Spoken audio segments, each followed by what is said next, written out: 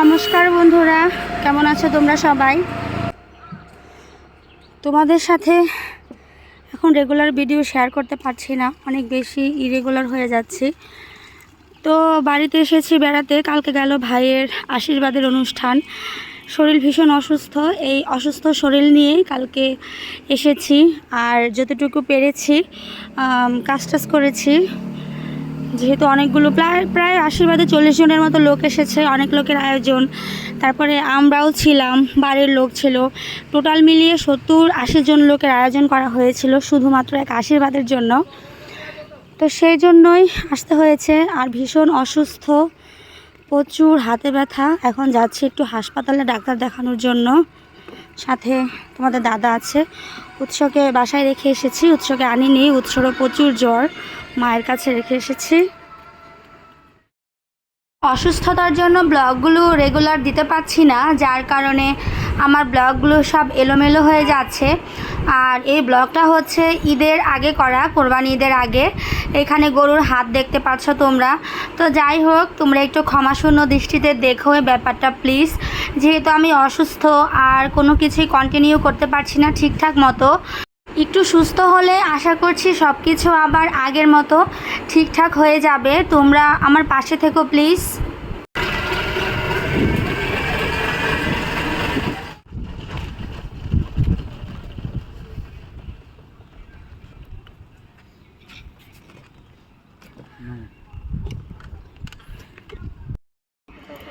আমরা হসপিটালে চলে এসেছি। এটা হচ্ছে ব্যাংক এশিয়া মা আমিরান হসপিটাল। তো আমাদের বাসার থেকে খুব একটা বেশি দূরে না। আব্দুল রব চৌধুরী তৈরি করে গেছেন এই হসপিটাল। উনি এখন নেই, উনি এখন প্রয়াত হয়েছেন, প্রয়াত আব্দুল রব চৌধুরী। তো আমাদের বাসার কাছে এই হসপিটালটা ভালো, নতুনভাবে তৈরি হয়েছে, কিন্তু খুব কম প্রাইসে ডাক্তারের যে পরীক্ষাগুলো হয় সেগুলো করা যায়। আর তাছাড়াও ভালো ভালো ডাক্তার আছে। তো দেখি ডাক্তার কি বলে। আর হসপিটালের পরিবেশটা কিন্তু অনেক সুন্দর, মোটামুটি অনেকটা জায়গা নিয়ে হসপিটালটা। তো যাই হসপিটালের ভেতরে এখন। আর ওইখানে হচ্ছে উৎসর বাবা রিক্সার ভাড়া দিচ্ছে।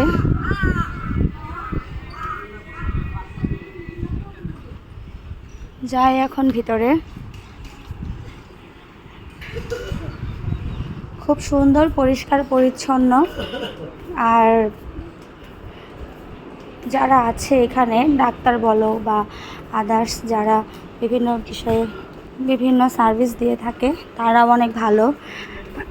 আর তোমরা আমার গলা শুনে বুঝতে পারছো, গলা কিন্তু আমার একদম বসে গেছে, কথাই বলতে ভীষণ কষ্ট হচ্ছে।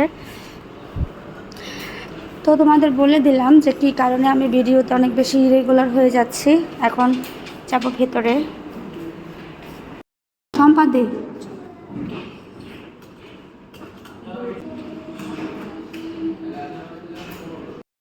কত নাম্বার রুম? ইমার্জেন্সি খোলা আছে, তাই না? পরীক্ষার খোলা গেলে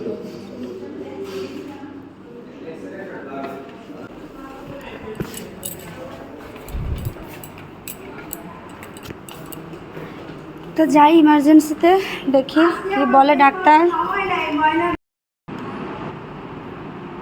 ডাক্তারের চেম্বারে এসে বসেছি, অনেকক্ষণ অপেক্ষা করার পরে চেম্বারে ঢুকলাম। আর ডাক্তার যেন কোথায় গেছে। তো আসার পরে প্রেশার মাপালো, তারপরে পালস মাপালো। প্রেশার অনেক বেশি, পালস অনেক বেশি। তো এখন দেখি ডাক্তার কি বলে। আর এই যে তোমাদের দাদা অনেকক্ষণ থেকে আমাকে নিয়ে বসে আছে, ছেলেকে রেখে এসেছি বাড়িতে।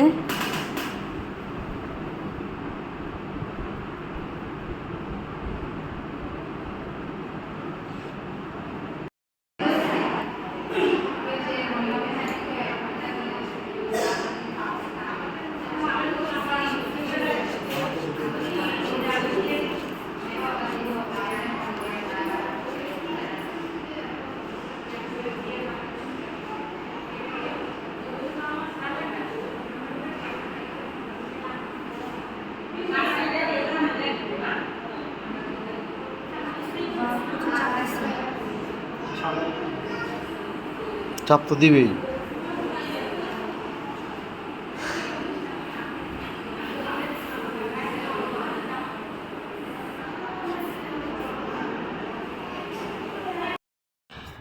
ডাক্তার দেখানোর পরে মোটামুটি 9টা না 10টার মতো টেস্ট দিয়েছে। আর এই হচ্ছে ডাক্তারের ফাইল, ইউরিন টেস্ট করার জন্য দিয়েছে। এখন একটু মাপ দিয়ে হাঁটছি। তো শরীরটা ভালো না আসলে, অনেক দিন থেকেই তোমাদের বলছিলাম। দেখি টেস্টে কি আসে। তোমরা সবাই আমার জন্য একটু আশীর্বাদ করো যাতে কোনো কিছু না হয়, কারণ আমার বাচ্চাটা এখন অনেক ছোট। আর হচ্ছে আমি ছাড়া আসলে আমার বাচ্চাকে সেভাবে কেউ টেক কেয়ার করতে পারে না। মার মতো করে আসলে কেউই পারে না, যে যতই চেষ্টা করুক। আর উৎস হচ্ছে কারো হাতে খায় না, ওকে খাওয়াতে ভীষণ প্রবলেম। এমনিতেই তো ওকে খাওয়াতে 3 থেকে 4 ঘন্টার মতো সময় লাগে, তার মধ্যে আমি ছাড়া ওকে সেভাবে কেউ খাওয়াতেও পারে না। তো আজকে দেখো অসুস্থতার জন্য হাতে এত পরিমাণে ব্যথা হয়েছে, হাত উঠাতেই পারছি না। ছেলেটা তেমন কিছুই খায়নি সারাদিন। মা অনেকবার চেষ্টা করেছে, যেহেতু অনুষ্ঠান উপলক্ষে বাপের বাড়ি এসেছি, মা অনেকবার খাওয়ানোর চেষ্টা করেছে কিন্তু পারেনি। আর এই গাছটা দেখো কি সুন্দর কাঁঠাল হয়েছে গাছটাতে, একদম গাছ ভর্তি করা বড় বড় কাঁঠাল।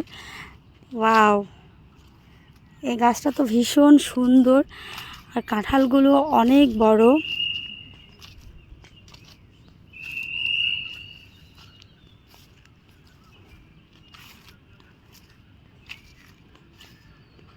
আর এই হচ্ছে হসপিটালের সাইনবোর্ড বা লোগো, ব্যাংক এশিয়া ফাউন্ডেশন। ভালো লাগে হসপিটালের এরিয়াটা, মোটামুটি সুন্দর, মোটামুটি না বেশ সুন্দর, খোলামেলা। আর এই হচ্ছে বাবা, যে আমাকে নিয়ে আজকে সকাল থেকে বসে আছে। তুমি কি আমার উপর বিরক্ত হইতেছো? কেন বিরক্ত? অনেক সময় নষ্ট করতেছি তোমার। সমস্যা, ছুটি তো আছে, সমস্যা কি? ঈদের ছুটিতে শ্বশুর বাড়ি আইসা হসপিটালে দৌড়াদৌড়ি করতেছো আমার নিয়ে। চলো, গরম লাগতেছে। হসপিটালটা ভালো লাগে, এর আগেও একবার আসছিলাম। হসপিটালটা অনেক, পরিবেশটা সুন্দর, চারিদিকে অনেক সবুজ এবং ঘাস, সবুজ ভালো লাগে, সুন্দর পরিবেশ, চারদিকে পরিবেশটা চমৎকার। চলো চলো, গরম লাগতেছে। তো যাই, হসপিটালে যাই, বাকি কাজগুলো কমপ্লিট করে আসি। ডাক্তার দেখানো কমপ্লিট, মোটামুটি অনেকগুলো টেস্ট দিয়েছে, ইউরিন টেস্ট, ব্লাড টেস্ট, টেস্টগুলোও করা কমপ্লিট হয়ে গেছে। কালকে হচ্ছে আবার বললো যেতে সকাল 11টার সময় রিপোর্ট দেবে। এখন হচ্ছে বাড়িতে চলে এসেছি, ঘড়িতে এখন বাজে হচ্ছে 2টার মতো। সারাদিন বসে থেকে এই হচ্ছে বাড়িতে এলাম। আর তোমাদের দাদা রাত 11টার দিকে বসে বসে গল্প করছি, তো হঠাৎ করে আমাকে বলছে যে একটা গান গাইবো, তুমি একটু গানটা রেকর্ড করো। তো দেখি তোমাদের দাদা কি গান গেয়ে শোনায় আমাদের। ও বুকের পাঁজর ভাঙে বিধি, নয়ন বলে শুধুই কাঁদি, হারায় যখন আপন জনারে,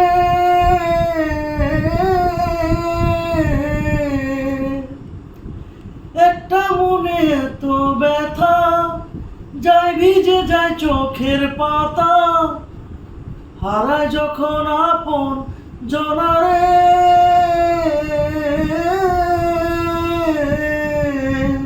হায় যে ফুল লাগে পূজার কাজে, সে ফুল দিয়ে দেহ সাজে, জীবন যেন ধূপের ধোয়ারে, ও জীবন রে, জীবন রে, ও জীবন রে,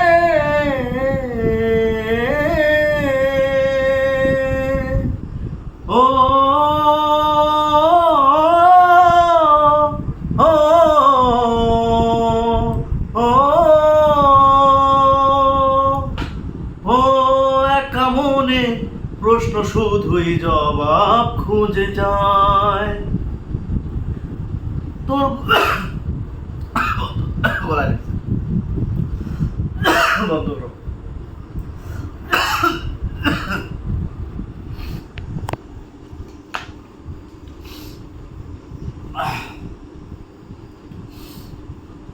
ধরো তো এক মাসে দেড় ঘন্টা বলো তোর ভুলেরই মাসুল।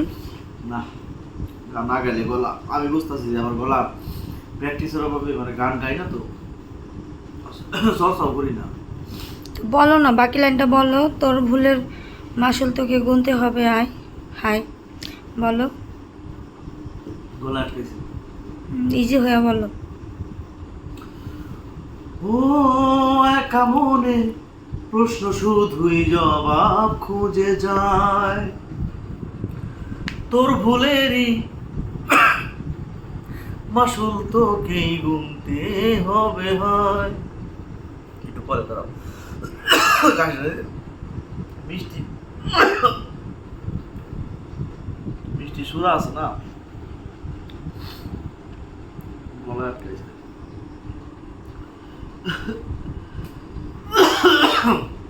ওকে বলো। গলায় আটকাইছে পুরা। ঠিক আছে, ঠিক নেই, নিঃশ্বাস বন্ধ হয়ে গেছে। এরকম করো। ও ও একা মনে প্রশ্ন শুধুই জবাব খুঁজে যায়, তোর ভুলেরই মাসুল তোকেই গুনতে হবে হয়, কেউ দেবে না রে জবাব তোকে। পারব না। কালকে গিয়েছিলাম ডাক্তারের কাছে। ডাক্তার হচ্ছে অনেকগুলো টেস্ট দিয়েছিল। আজকে যাচ্ছি আবার রিপোর্ট আনতে। আর শরীর ভীষণ অসুস্থ, এত গরম পড়েছে, গরমে আরও বেশি খারাপ লাগছে।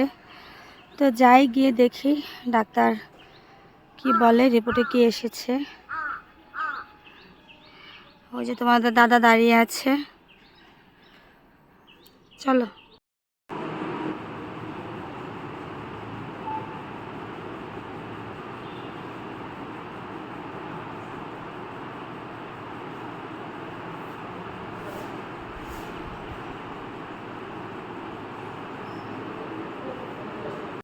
রিপোর্ট হাতে পেয়ে গেছি, এখন যাব হচ্ছে ডাক্তারের চেম্বারে, দেখি ডাক্তার কি বলে।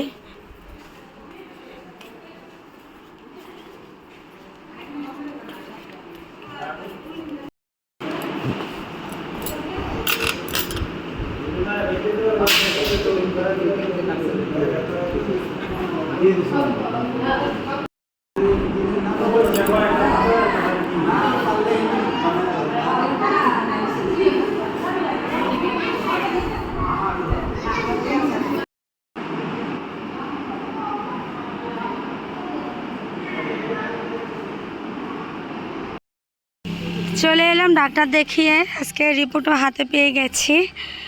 মোটামুটি তোমাদের 2 দিন দৌড়াদৌড়ি করতে হলো সব কিছু মিলিয়ে টিলিয়ে। তো রিপোর্টে এসছে হচ্ছে একটু শরীরে ভাতের পরিমাণ বেশি পেয়েছে, রক্তে একটু ইনফেকশন পেয়েছে, আর হচ্ছে এই আর কি, এই হচ্ছে সমস্যা। তো বেশ কিছু খাবার মেনটেন করতে বলেছে। আসলে খাবার মেনটেন করা বলতে হচ্ছে তেল, চর্বি, তারপরে হচ্ছে মাংস, এই জাতীয় খাবারগুলোকে একটু কম কম খেতে বলেছে, লিমিটেড খেতে বলেছে, সবজি টবজি বেশি খেতে বলেছে। তো যাই হোক, সব কিছু মিলিয়ে টিলিয়ে এখন হচ্ছে আসলাম ডাক্তার দেখিয়ে। আর ওষুধ টষুধও কিনা হয়ে গেছে। এখন বাসায় যাচ্ছি, বাসায় গিয়ে একটু ফ্রেশ ট্রেশ হয়ে খেয়ে তারপরে একটু রেস্ট নেব। কারণ গত পরশু দিন হচ্ছে একদমই ঘুমাতে পারিনি, এত পরিমাণে ব্যথায় সারা রাত কান্না করেছি। আর কালকে এমন ঘুমিয়েছি, মানে মানুষ মরার মতো ঘুমিয়েছি, এক কথায় বলতে গেলে মরার মতো ঘুমিয়েছি। কালকে কোনো হুঁশ ছিল না। সকালে ঘুম থেকে উঠেছি, আজকে প্রেশারটা একটু কম। আমার মনে হয় রাতে ঘুমাতে পারিনি বলেই হয়তো প্রেশারটা একটু বেশি ছিল। তো প্রেশারটাও এখন অনেকটাই নিয়ন্ত্রণে আছে। আর ওই যে তোমাদের দাদা আগে চলে গেল, বাড়িতেও চলে এসেছি। তো ব্লগটা একটু বড়ই হয়ে যাচ্ছে, ব্লগটা এখানেই শেষ করে দিচ্ছি। ধন্যবাদ তোমাদের সবাইকে।